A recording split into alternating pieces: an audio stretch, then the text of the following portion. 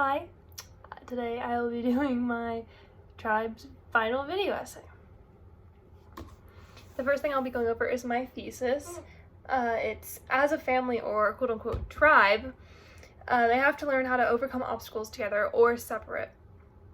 They have to deal with a lot of their consequences of their own actions or their actions as a family. Throughout the story, the family is consistently arguing, and a lot of times with their coming over an obstacle of Billy and him being deaf and them not giving him the proper care in the way they should have. They didn't give him any ASL classes or anything to help him communicate. Next, I'll talk about action. It kind of falls back a lot on my thesis. The family didn't really help Billy learn how to effectively communicate with people that are deaf like him, or even themselves. He kind of just has to follow along, and that's all he can do with his family. On page 13, it says that he tries to do it, can't. I mean, he was trying to do sign language, but he was not able to do it because he doesn't know how. He's never learned, and now he's met this person and he can't communicate with them the way he should be able to because his family never gave him that. On page 21, it said, somebody was talking to him and he said, they were talking about his hearing aids and said, batteries on your hearing aids, they must be going. And since he doesn't know sign language, when his hearing aids go out, there's no way really for him to effectively talk to his family or communicate with them, except he can only really watch and read their mouths and hope that when he speaks, it comes out clearly. And then again on page 54, it says, Billy says that he decided to stop talking to you and for you to try to understand him.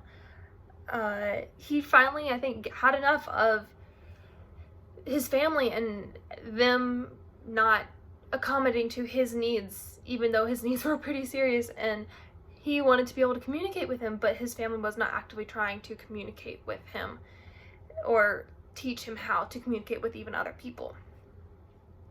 Next, I'll be talking about character. I did a little Billy analysis. Billy grew up not learning sign language. He only learned how to read lips and completely depend on his hearing aids.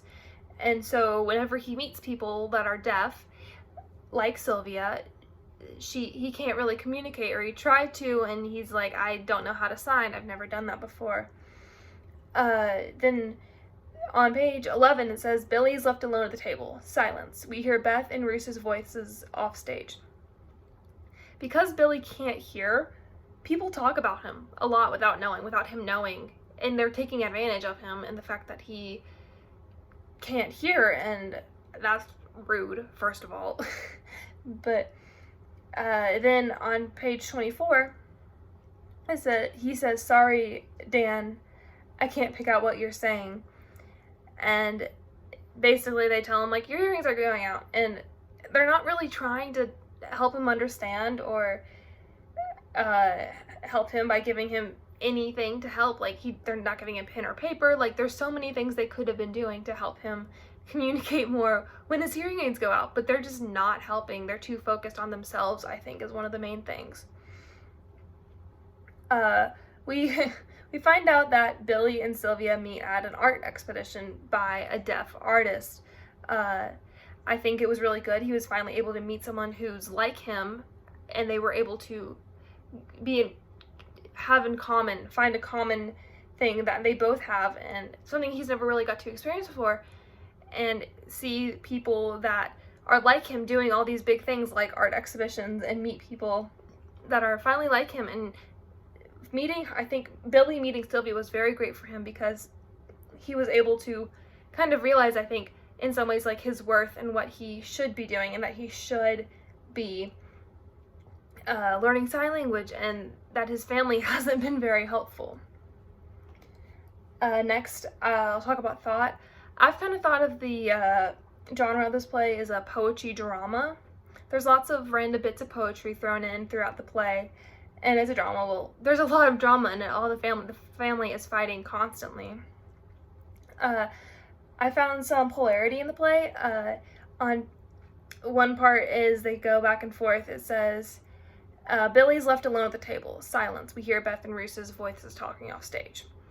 Back to the earlier thought, but then on page 55 later on, Billy and Sylvia are talking back and forth via sign language, and they're taking advantage of the fact the family doesn't know sign language, so they have the opportunity to talk to each other without them hearing them or knowing what they're saying.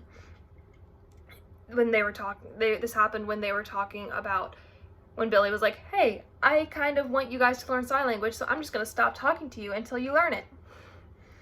And then I did find a few references. The big one that really stuck out to me was on page 17, Daniel started singing the lyrics, oh, I'm the king of the swing, the jungle, sorry, wrong lyrics. I was singing them wrong.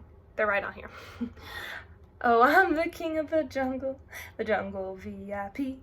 And again, later in the play, he does it. It's a reference to the musical, The Jungle Book. I only started singing the weird lyrics because I've been a part of that show before, and that's what's going through my head. The last thing I'll kind of be talking about before conclusion is the language.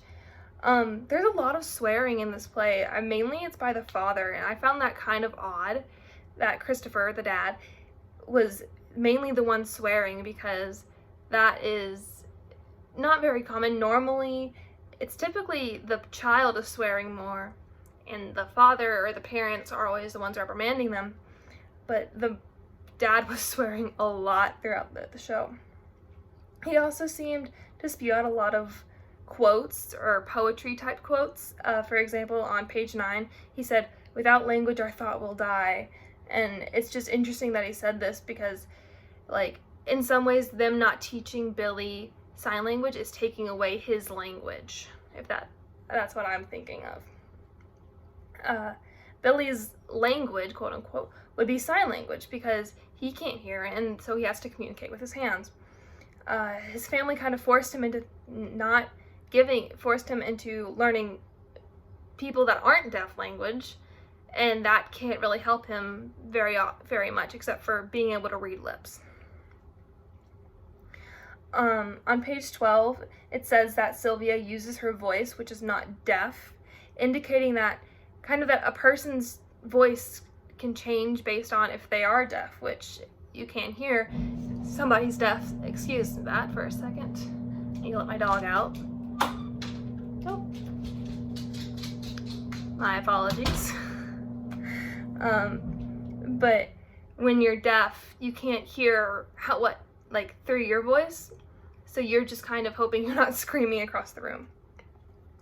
For my conclusion, there's, once again, I think I showed many obstacles that all the family must overcome. The family fights a lot, and a lot of times Billy can't keep up with that, so that was something I felt was a big obstacle.